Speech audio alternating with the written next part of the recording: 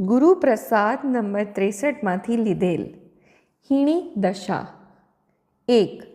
મતિજ્ઞાનાવર્ણીય કર્મ તરફનું વલણ બિલકુલ ન હોય તો કેવળ જ્ઞાન થઈ જાય. 2.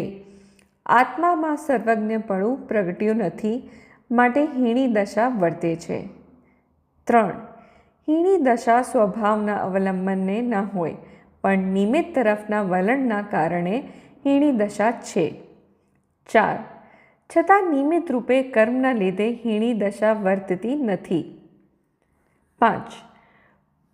પોતાના અપરાધના લીધે હીણી દશા વર્તે છે. તેમાં કર્મ નિમિત્ત છે, તેનું જ્ઞાન ન કરેલો મિથ્યા દ્રષ્ટિ થઈ જાય છે. 6. વર્ણ નિમિત્ત નૈમિત્તિક સંબંધનો આદર કરે અને કર્મ તરફ એકાંત વલણ કરે તો મિથ્યા દ્રષ્ટિ થઈ જાય છે. 7. નિમિત્ત નૈમિત્તિક સંબંધનું જ્ઞાન ફરી સ્વભાવનો આદર કરવો, સ્વભાવ સાથે અભેદ થાય તે ધર્મ છે.